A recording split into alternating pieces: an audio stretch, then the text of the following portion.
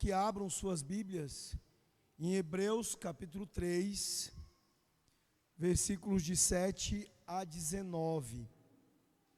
Hebreus, carta aos Hebreus, capítulo 3, versículos de 7 a 19. Nós daremos continuidade à exposição da palavra do Senhor nesta carta. Hoje, no capítulo 3,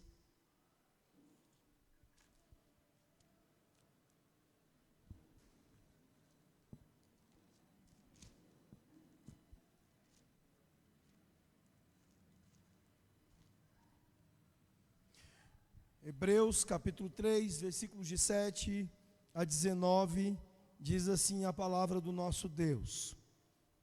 Assim, pois, como diz o Espírito Santo, hoje, se ouvirdes a sua voz, não endureçais o vosso coração, como foi na provocação, no dia da tentação no deserto, onde os vossos pais me tentaram, pondo-me à prova, e viram as minhas obras por 40 anos. Por isso me indignei contra essa geração e disse: estes sempre erram no coração, eles também não conheceram os meus caminhos. Assim, jurei na minha ira, não entrarão no meu descanso. Tende cuidado, irmãos, jamais aconteça haver em qualquer de vós perverso coração de incredulidade que vos afaste do Deus vivo. Pelo contrário, exortai-vos mutuamente cada dia, durante o tempo que se chama hoje, a fim de que nenhum de vós seja endurecido pelo engano do pecado. Porque nos temos tornado participantes de Cristo, e se de fato guardamos firme até o fim a confiança que desde o princípio tivemos, enquanto se diz: hoje, se ouvirdes a sua voz, não endureçais o vosso coração, como foi na provocação. Ora, quais os que, tendo ouvido, se rebelaram? Não foram, de fato, todos os que saíram do Egito por intermédio de Moisés? E contra quem se indignou por 40 anos? Não foi contra os que pecaram, cujos cadáveres caíram no deserto? E contra quem jurou que não entrariam no seu descanso, senão contra os que foram desobedientes? Vemos, pois, que não puderam entrar por causa da incredulidade. Vamos orar, queridos. Senhor nosso Deus e nosso Pai, ó Deus, nós bendizemos o Teu nome, Senhor. E nós o fazemos com alegria, porque estamos na Tua presença, na Tua casa, com o santo privilégio de sermos contados como parte do Teu povo. Reunidos solenemente, ó Deus, para ouvir a Tua palavra. A palavra do Senhor Jesus Cristo, que por meio dela Ele confronta os nossos corações, nos governa, ó Pai, nos expõe à santa vontade do Senhor para as nossas vidas. O meio pelo qual, ó Deus, nós podemos viver vidas que sejam agradáveis a Ti. Por isso nós louvamos o Teu nome e clamamos. Clamamos, ó Deus, que o Teu Santo Espírito nos conduza, nos dirija, ó Pai, neste momento de exposição. Para que a Tua palavra, ó Deus, seja aplicada pelo mesmo Espírito, ó Pai, com poder, com graça, para que nós saiamos daqui não como entramos, mas saiamos mais alimentados, mas não apenas conhecedores de Jesus, mas em maior relacionamento, maior intimidade com Ele. É o que nós pedimos no nome dEle, do Senhor Jesus Cristo. Amém, ó Deus. Meus irmãos, eu sei que todos vocês, acredito que todos vocês já passaram pela experiência de ver alguém fazer uma profissão de fé em Cristo, dando sinais de mudanças dramáticas em sua vida, exibindo com grande alegria uma nova confiança, uma nova vida, sendo, portanto, até mesmo emocionante observar esta pessoa, a sua alegria, a sua fé, que não parecia ser algo que pudesse ser abalado. O problema é que também vimos em relação a muitos destes, que os problemas começaram a surgir. Problemas na vida, no casamento, no trabalho, dificuldades que acabaram por sim fazer aquilo que não imaginávamos, abalarem a sua fé. E então estas pessoas, elas chegaram a um ponto em que pararam de ir à igreja, de congregar com os santos do Senhor. Logo elas estavam regredindo, voltando a velhos hábitos, a velhos pecados. E você deve ter se perguntado, o que aconteceu? A sua conversão foi genuína? Foi verdadeira? Cristãos podem perder a salvação? Nós já passamos pela observação de muitas pessoas envolvidas nesta descrição aqui. E o próprio Senhor Jesus Cristo explicou o que nós vemos nesta descrição lá na parábola do semeador. Quando no texto de Marcos capítulo 4, ele nos fala sobre 4 situações ou 4 solos onde a palavra de Deus cai, onde a semente do evangelho cai. E ele fala sobre o solo fino, sobre uma camada rochosa dura. Ele fala também de um solo infestado de espinhos, e ele fala do solo bom. Aqui, nesta descrição que acabamos de fazer, nós vemos aquela pessoa que representa o solo rochoso. As palavras de Marcos capítulo 4, versos 16 e 17, nos falam das palavras do Senhor sobre isso. Elas dizem: semelhantemente, são estes os semeados em solo rochoso, os quais, ouvindo a palavra, logo a recebem com alegria. Mas eles não têm raiz em si mesmos, sendo antes de pouca duração. Eles, chegando à angústia ou à perseguição por causa da palavra, logo se escandalizam. Meus irmãos, eles, assim como aqueles de solo ou de terra espinhosa, eles não são capazes de perseverar para dar fruto da vida eterna. E o que o autor da carta aos Hebreus está expondo nesta noite para nós é a preocupação de que as pessoas para quem ele se dirige estejam nestas 2 categorias, ou mais especificamente na categoria do solo rochoso. Ele está aqui demonstrando preocupação de que estes irmãos murchem diante da perseguição ou das aflições que estão passando, que estão vindo sobre eles. Eles estavam, como já foi dito outras vezes nas mensagens anteriores, eles estavam correndo o risco de voltarem para o judaísmo buscando uma vida mais confortável. Porque na sua antiga religião, eles encontravam a liberdade que havia sido perdida para a prática do cristianismo, para a vida no cristianismo. Então eles, diante desse risco, estão aqui sendo exortados, severamente e seriamente advertidos pelo autor da carta aos Hebreus.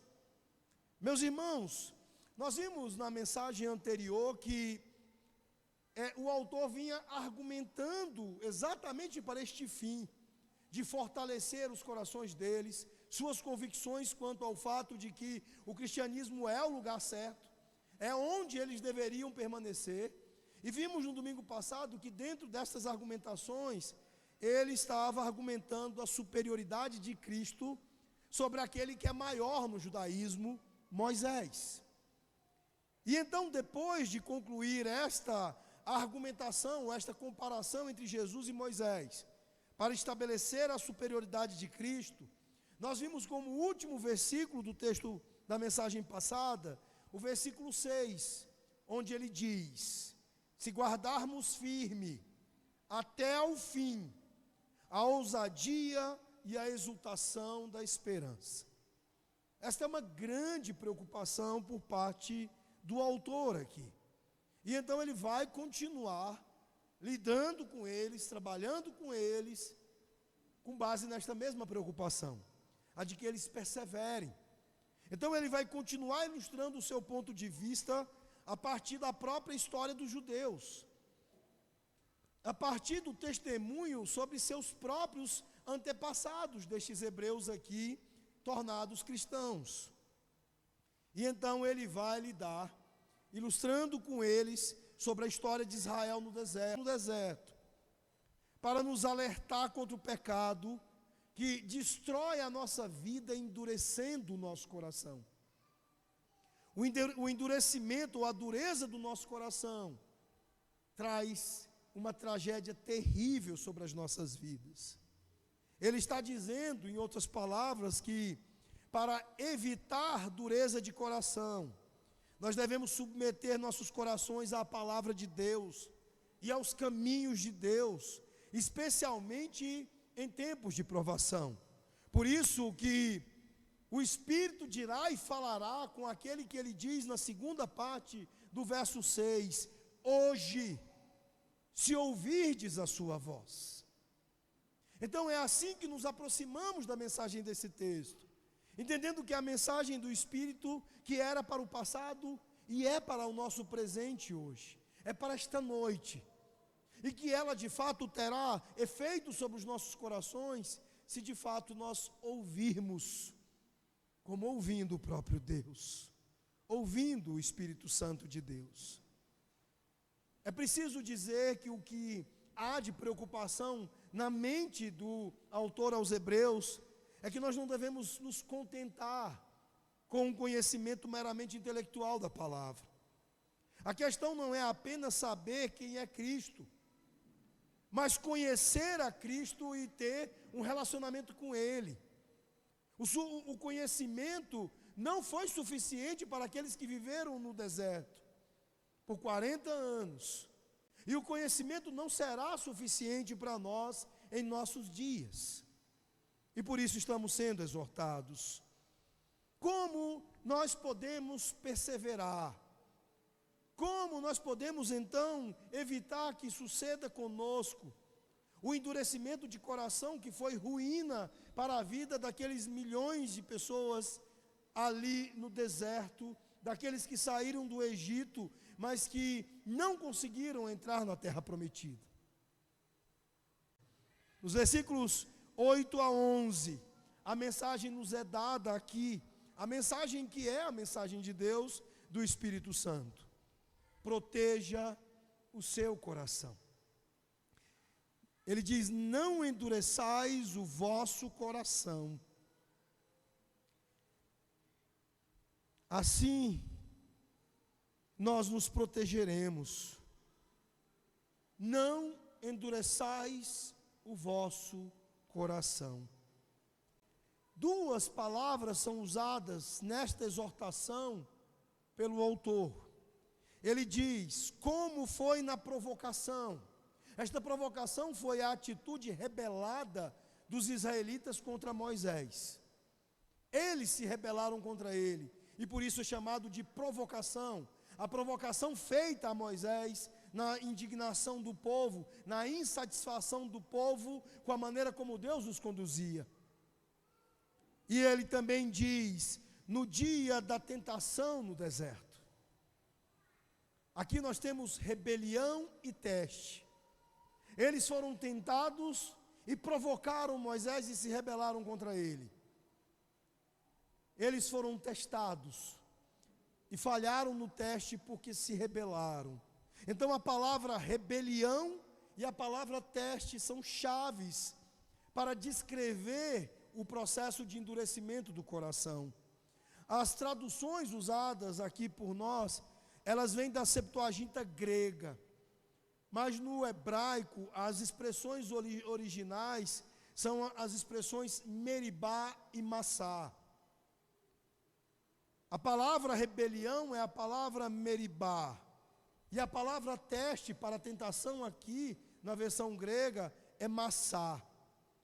No Salmo 95, nos versos 7 e 8, nós lemos o seguinte: porque Ele é o nosso Deus, e nós somos o povo do seu pastoreio, e as ovelhas das suas mãos. Hoje, se ouvirdes a sua voz, não endureçais os vossos corações como em Meribá, como no dia de Massá no deserto, como na rebelião do povo, como nos dias do teste no deserto.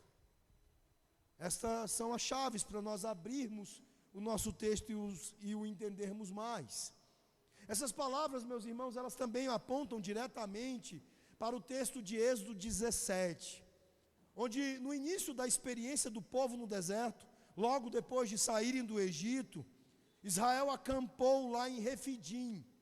E tendo acampado neste lugar próximo ao Monte Sinai, o povo ficou sem água e começou a provocar e a resmungar e a brigar com Moisés. Exatamente na extensão ou na progressão destes três verbos, eles se descontentaram. E ao se descontentarem, eles então resmungaram e depois entraram em conflito com Moisés. No versículo 2 deste texto de Êxodo 17, nós lemos o seguinte: por isso o povo brigou com Moisés e disse: dá-nos água para beber. E Moisés disse-lhes: por que vocês brigam comigo? Por que vocês testam o Senhor? Dito isso, sob a direção de Deus, Moisés atingiu a rocha e deu a eles água de beber. E no verso 7, o texto diz: e chamou o nome do lugar Massá, que significa prova ou teste, e Meribá, que significa contenda ou rebelião, por causa da contenda do povo de Israel, e porque eles testaram o Senhor, dizendo: o Senhor está entre nós ou não? Meus irmãos, novamente haverá referência a estas palavras, rebelião e prova ou teste. Lá em Números capítulo 20, 40 anos depois, ainda no deserto, em Cádiz, Israel está novamente sem água e novamente ameaçado de rebelião. Estão gritando, resmungando, brigando novamente. E então Moisés, de maneira trágica, ele golpeia a rocha, só que agora 2 vezes. O que é interessante é que no começo da peregrinação deles, quando entram no deserto, e no final da peregrinação deles, as 2 expressões estão presentes. Ou seja, o coração duro deste povo está no começo e no fim da peregrinação. Eles começam e terminam com seus corações duros, com seus corações endurecidos, incrédulos, rebeldes, briguentos, conflituosos. O que a Escritura quer nos mostrar nisso, meus irmãos, é que ela quer mostrar que esta conduta foi repetida muitas vezes durante o período de peregrinação. O coração é duro não apenas no começo e no fim, mas desde o começo até o fim. O coração desse povo está lutando contra o seu endurecimento. O endurecimento que ocorreu no deserto, ele é processual, ele acontece ao longo do caminho, e ele é motivado, enraizado na incredulidade. Estes homens e mulheres começaram bem. No início, depois de 430 anos de escravidão lá no Egito, eles se empolgaram com os milagres. Ficaram completamente entusiasmados com os feitos de Deus. Mas assim que o brilho inicial se dissipou, eles gritaram escandalosamente em Refidim, dizendo: o Senhor está entre nós ou não? Era uma fé limitada ao tempo bom, boa até que houvesse a primeira prova, quando o Senhor os apresentou a desafios, dificuldades, problemas, a fé se dissipou.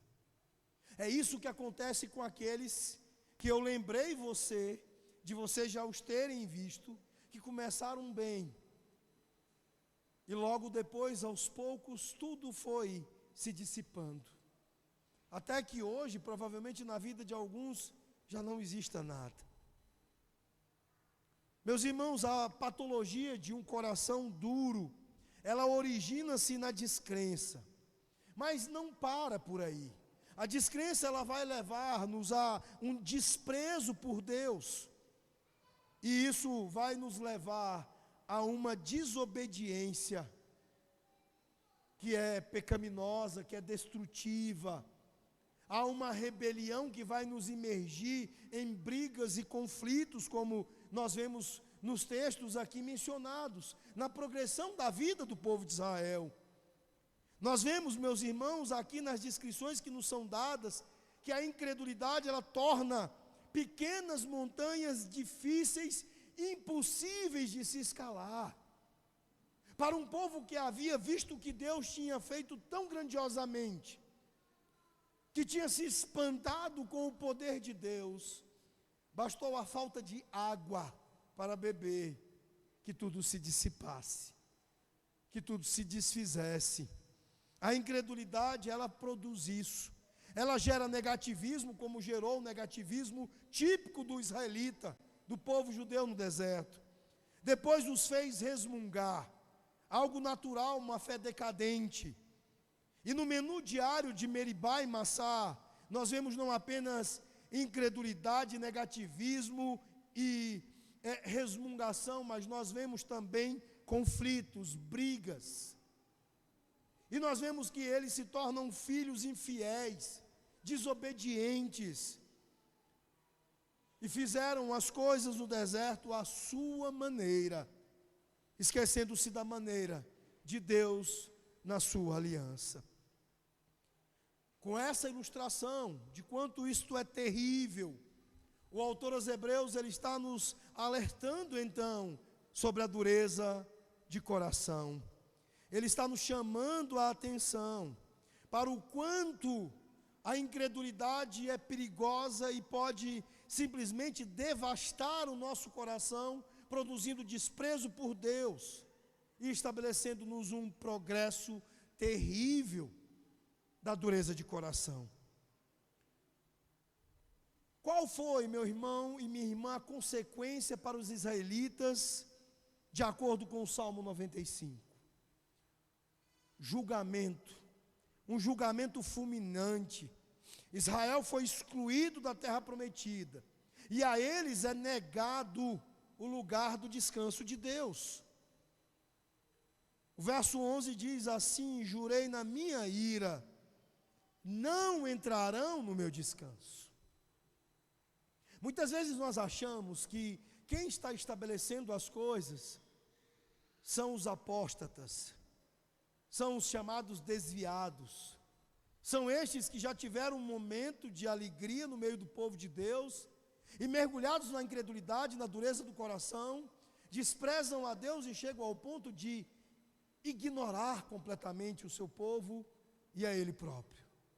Nós achamos que estas pessoas estão tendo uma atitude contra Deus, mas o que nós lemos aqui é que o próprio Deus os está entregando a seus corações duros. Não entrarão no meu descanso. Eles estão vivendo os descansos de suas vidas fúteis, seculares, mundanas. Eles estão vivendo sobre os ídolos, os enganos e as escravidões desse mundo, e sob nenhum descanso. Eles estão perdendo o melhor descanso, que é estar na presença de Deus, que é provar do seu pastoreio, dos seus campos, dos seus pastos verdejantes, suas águas cheias de vida. Eles estão fora do descanso de Deus, e é isso que devemos temer, diante do risco de nossos corações se endurecerem. Nós sermos afastados, impedidos de entrarmos no descanso do Senhor. Ninguém, absolutamente ninguém com mais de 20 anos entrou na terra prometida, exceto Josué e Calebe. Todos os que haviam saído do Egito, à exceção destes dois, encontraram como descanso apenas os seus túmulos no deserto fora da terra prometida, fora da promessa de Deus, fora do lugar reservado por Deus ao seu povo. Por isso, meus irmãos, nós podemos dizer aqui que é possível ter um êxodo espiritual notável e ainda assim cair na incredulidade diante de problemas e de lutas. O que significa isso para um reformado, um calvinista? Significa que nós podemos experimentar experiências que aparentemente são grandiosas, experiências de fé, e isso não passar de um grande engano.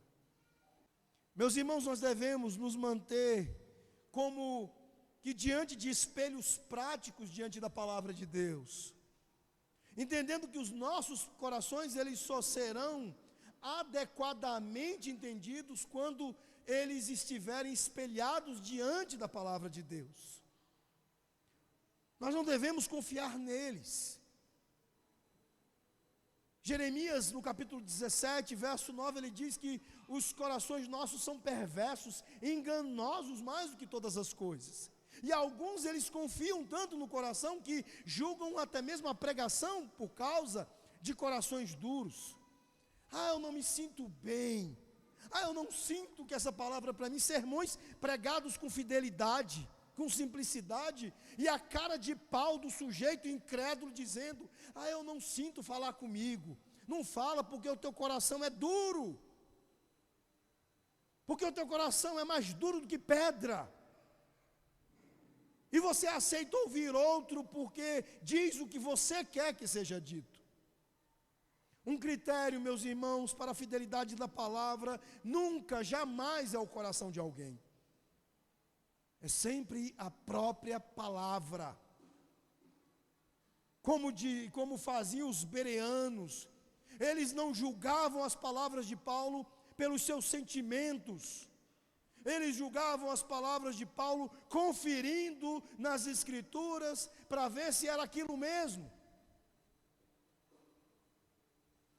Nós devemos fazer uma leitura precisa do nosso pulso espiritual, espelhando a nossa vida e, de maneira especial, nossos corações pela Escritura. O que o nosso comportamento indica? O que ele está apontando para um coração endurecido, um coração incrédulo? Ou a Escritura está espelhando e mostrando-me que o meu coração é um coração cheio de ternura e fidelidade a Deus? Eu sou um rebelde? Ou eu sou alguém cheio de ternura e doçura pelo meu Salvador?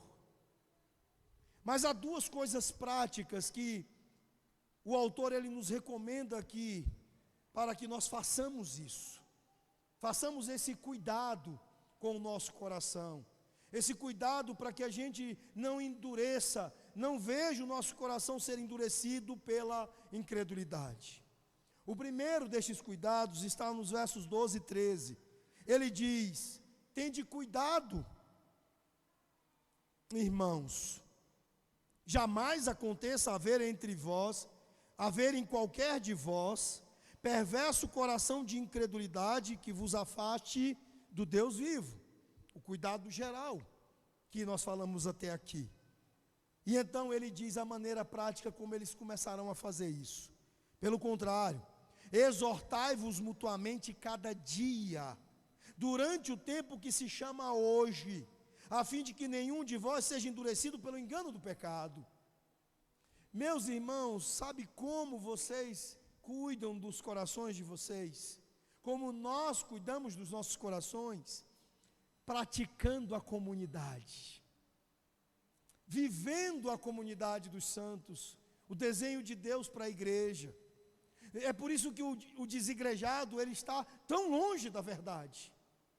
porque além de estar cedendo ao processo terrível do endurecimento do seu coração, a primeira coisa que ele discursa é que ele não precisa da igreja, que ele não precisa da comunidade dos santos, que lá o cantinho dele na casa dele basta. E aqui o autor está dizendo exatamente o contrário.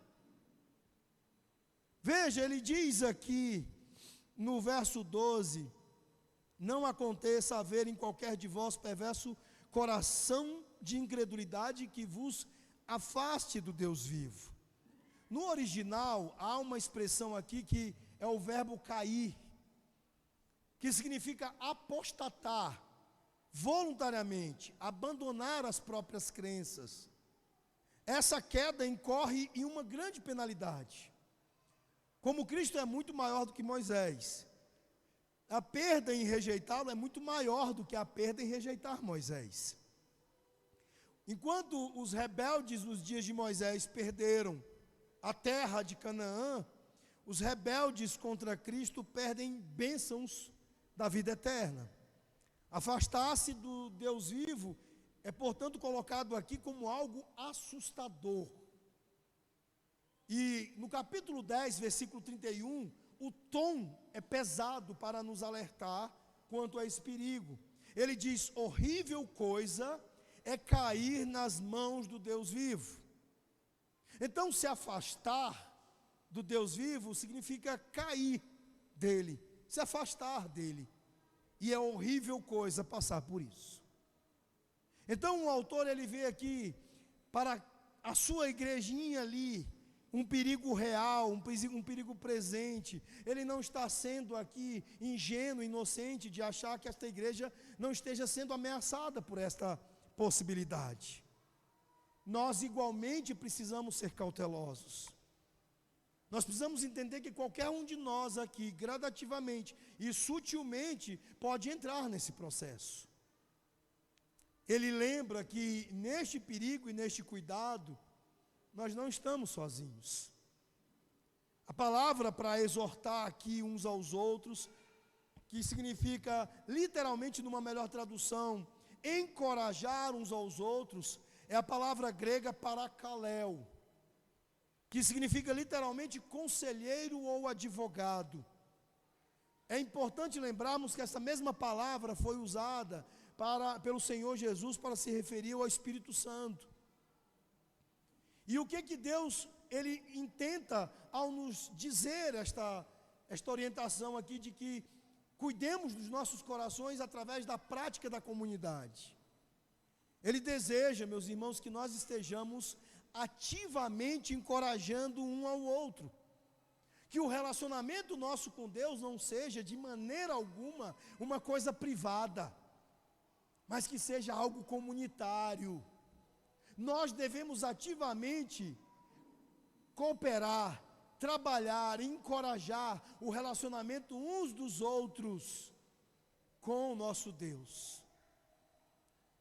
Promover uma atitude de devoção a Deus no outro, exortar-nos mutuamente ao fortalecimento desse relacionamento.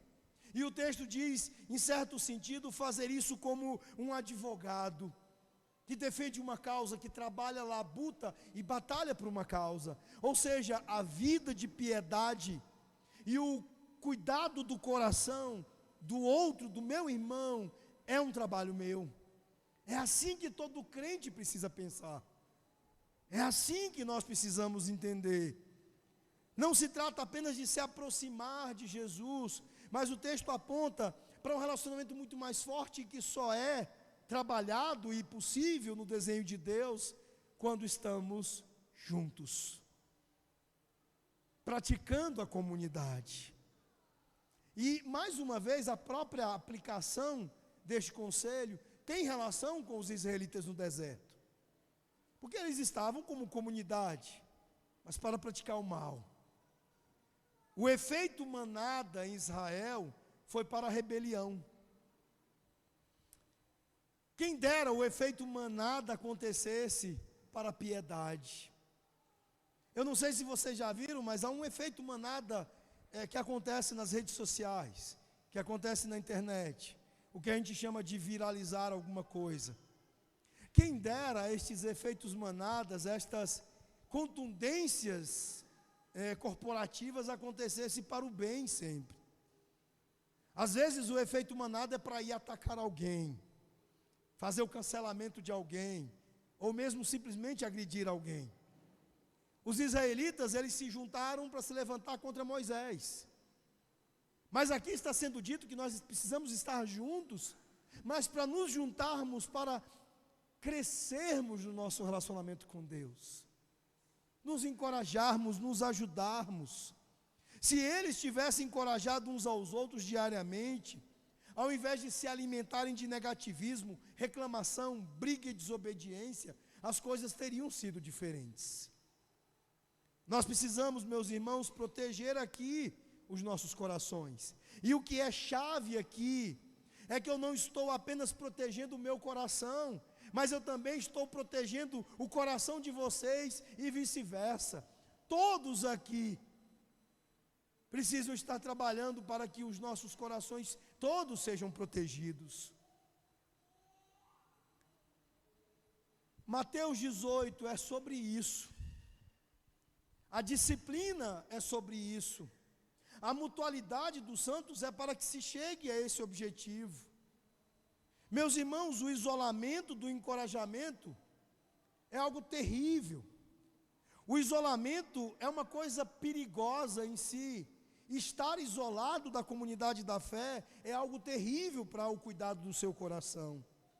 Isolados, nós estamos propensos a ficar impressionados com falsos argumentos, falsas crenças. A sabedoria mundana atinge todos aqueles que estão isolados.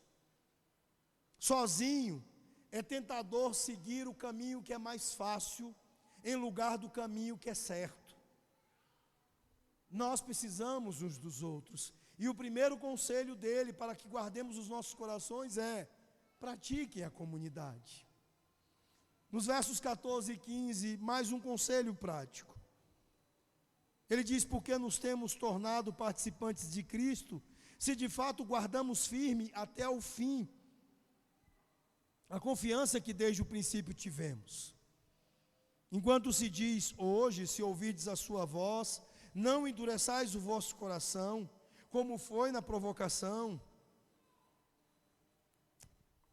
Nós precisamos perseverar hoje.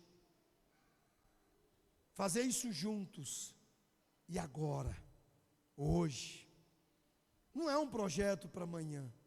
Algumas pessoas eu tenho ouvido faz tempo isso. Eles dizem: não, pastor, eu vou voltar para a igreja.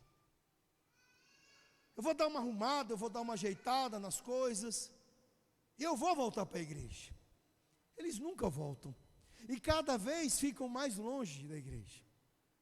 Você sabe por quê? Porque não é assim que nós perseveramos. Não é para amanhã que nós perseveramos. O projeto de se relacionar com Deus não é algo que você coloca nas suas resoluções de ano novo. É algo que você faz agora. Não é algo que você vai dizer que vai fazer ano que vem, em algum mês do ano que vem, mas algo que você precisa fazer agora.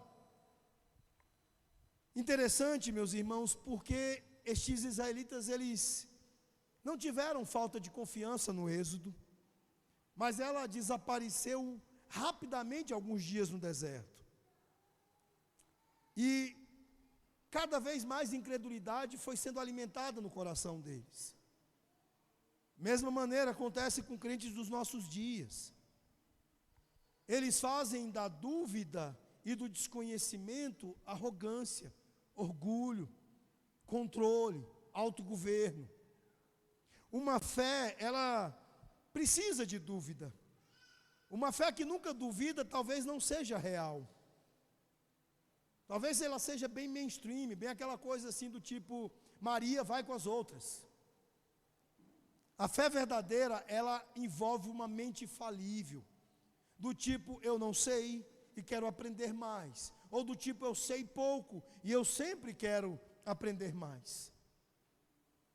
O apóstolo Paulo, por exemplo, não estava satisfeito com o conhecimento que tinha de Jesus e ele desejava mais e mais de Cristo, saber mais sobre ele. Nós iremos perseverar hoje se nós tivermos a consciência de que não temos tudo, de que somos ameaçados a todo instante. Uma das grandes diferenças entre os gigantes espirituais do passado e a nossa geração cheia de indolência espiritual é que a nossa geração, ela é arrogantemente sábia aos próprios olhos. Enquanto as gerações de puritanos e outros era uma geração que entendia que a qualquer momento o inferno poderia lhes atingir, que a qualquer momento o diabo poderia lhes pegar de calças curtas. Então eles eram humildes quanto ao conhecimento que tinham, e eles entendiam que aquilo que os ameaçava e podia ameaçar hoje não podia ser tarefa de amanhã. Era preciso cuidar do coração hoje. Era preciso fazer as devocionais hoje. Era preciso alimentar a alma, o espírito hoje. E assim está sendo o conselho para nós aqui. Eu creio, meus irmãos, que os cristãos verdadeiros, eles perseveram, que não existe a coisa chamada perda da salvação. Eu creio que as Escrituras dizem aqui que devemos ter cuidado sim, mas que aqueles que não perseverarem finalmente, é pelas palavras do apóstolo João, de que não eram dos nossos. Em 1 de João, capítulo 2, verso 19, ele diz: eles saíram de nosso meio, entretanto não eram dos nossos, porque se tivessem sido dos nossos, teriam permanecido conosco. O que é pior é exatamente a contundência de Deus deixar claro aqui qual é a natureza de quem não está conseguindo levar estas coisas adiante e estão sucumbindo ao endurecimento do coração. Eles não pertencem a eles não será dado descanso. Eles não entrarão no descanso do Senhor, pelo simples fato de que não pertencem a Ele. Então, isso torna o auto-engano dos desigrejados algo muito pior, algo muito mais grave. Isso significa que eles estão se enganando, e se enganando terrivelmente. E finalmente o nosso texto termina com o autor fazendo algumas perguntas e respostas difíceis. Nos versículos de 16 a 18 ele diz assim: ora, os que tendo ouvido se rebelaram, não foram de fato todos os que saíram do Egito por intermédio de Moisés? E contra quem se indignou por 40 anos? Não foi contra os que pecaram, cujos cadáveres caíram no deserto? E contra quem jurou que não entrariam no seu descanso, senão contra os que foram desobedientes? São 3 perguntas. Uma sobre a rebelião, verso 16. A resposta é: todos os que morreram no deserto se rebelaram contra Deus. Todos estão contados na categoria daqueles que tiveram um ótimo começo, mas terminaram mal. Isso nos faz pensar, concluir que não é sobre começar bem, é sobre terminar bem. Não é sobre o brilho ou a grandeza de como você começa a sua caminhada cristã, mas é sobre como ela se desenvolve e sobre como ela termina. Lembre-se disso. A segunda pergunta é uma pergunta sobre a ira de Deus. Ele diz: não foi com aqueles que pecaram, cujos corpos caíram no deserto? O ponto aqui é que aqueles que incorreram na ira de Deus o fizeram, porque não acreditaram que Deus poderia e iria prover para a vida deles. Eles começaram com grandes esperanças, mas faltou fé. E Deus não recompensa a descrença. Então você precisa se questionar: eu estou vivendo com fé, ou eu sou como todos os israelitas que tombaram numa cova no deserto? Eu de fato acredito em Deus, ou eu estou dizendo uma coisa e minhas mãos e meu coração estão trabalhando em outra coisa, ou seja, eu como Deus de mim mesmo? De fato, eu confio que o Senhor proverá na minha vida. Eu o obedeço naquilo que Ele me ordena. Ou eu estou fazendo vista grossa com os mandamentos do Senhor e tocando a minha vida como Deus de mim mesmo. Lembre-se, Deus não recompensa a descrença. E se Ele está permitindo de alguma maneira, por exemplo, que se você, como idólatra do trabalho, esteja se dando bem, é porque Ele quer que você se enrosque todo na sua corda de incredulidade e idolatria. Não confunda as bênçãos aparentes e os descansos desse mundo com o descanso do Senhor. Eu tenho estado feliz com o fato de poder olhar para a nossa igreja e perceber os assentos aumentando a sua ocupação. Era triste perceber, meus irmãos, quanta descrença havia entre nós. Quantos dias do Senhor, quantos domingos foram negligenciados aqui. E continuam por alguns. Esta descrença não será abençoada. A ira de Deus será entregue a esta descrença. É isso que está sendo dito aqui. E a terceira pergunta, uma pergunta sobre justiça. E contra quem jurou que não entrariam no seu descanso? E novamente ele respondeu sua própria pergunta com outra pergunta. Mas para aqueles que foram desobedientes? Este último ponto, meus irmãos, é que a incredulidade, ela sempre leva a ações ímpias. É mentira de um desigrejado quando ele diz: eu estou em casa, eu estou fazendo as minhas orações, lendo a Bíblia, e eu sou uma pessoa que está cumprindo os mandamentos de Deus. Mentira!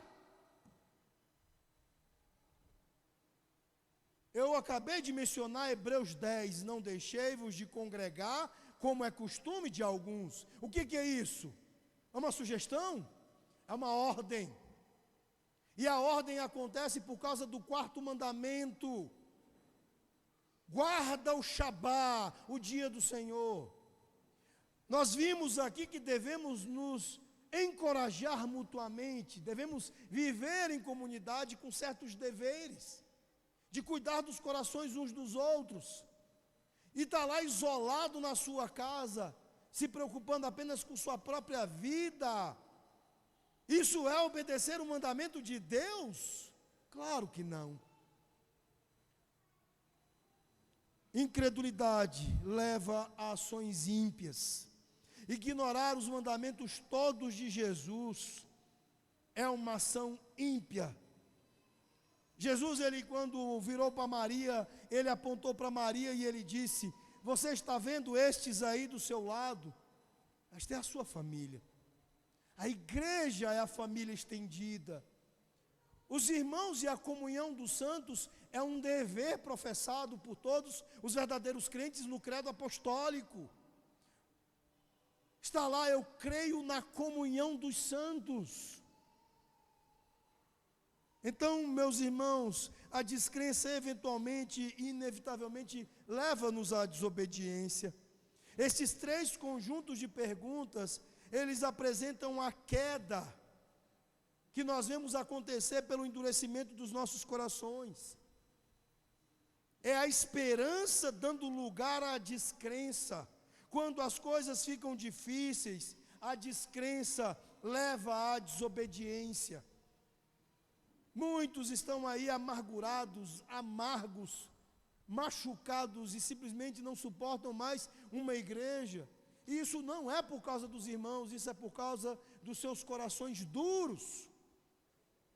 Porque no lugar de pecadores sempre haverá espaço para mais um pecador. Sempre.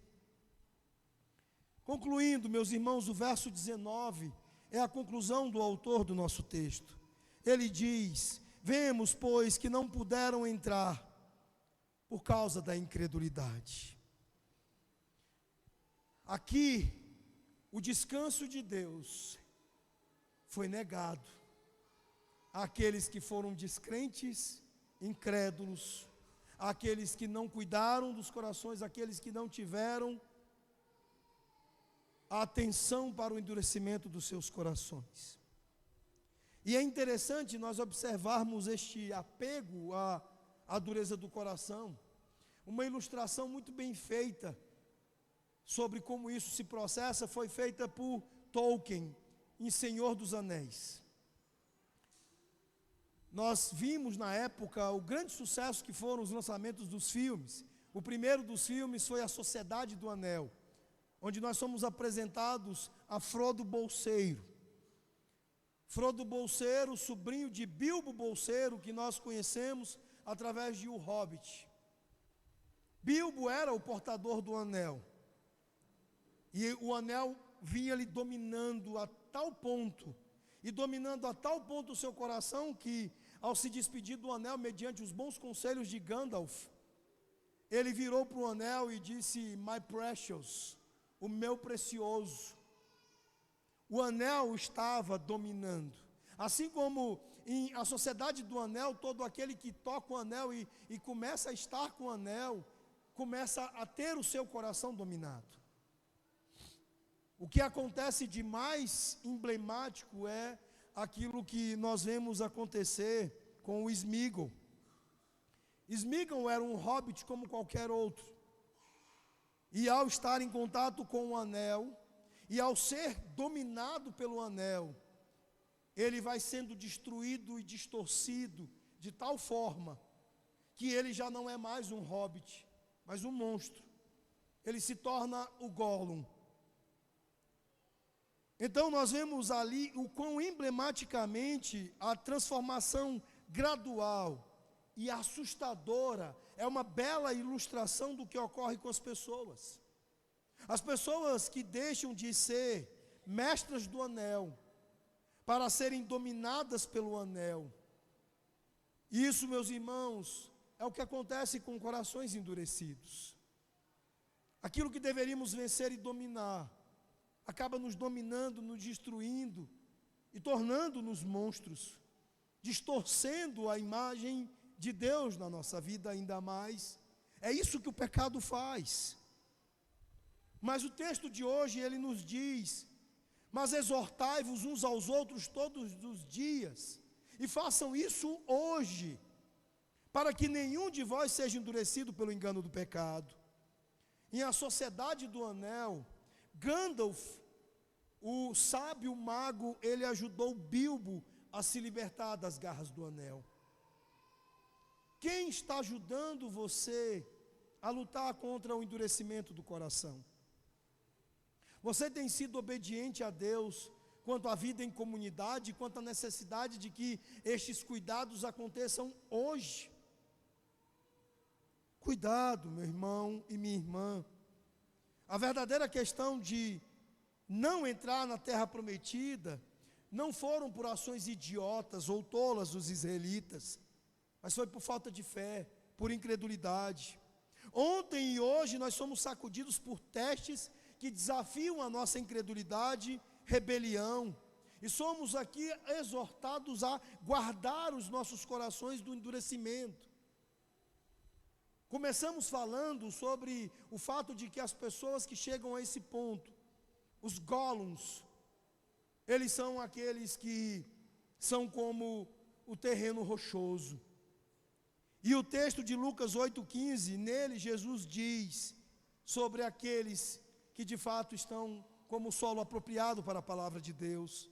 Ele diz: os que em boa terra são os que, ouvindo a palavra, a retêm com o coração reto e bom, e dão fruto com perseverança. Que nós sejamos pessoas que ouvem a palavra, que conservam com o bom coração, que dão frutos desta palavra. Saiam daqui e guardem o coração de vocês. Pratiquem a comunidade e façam isso hoje. Vamos orar.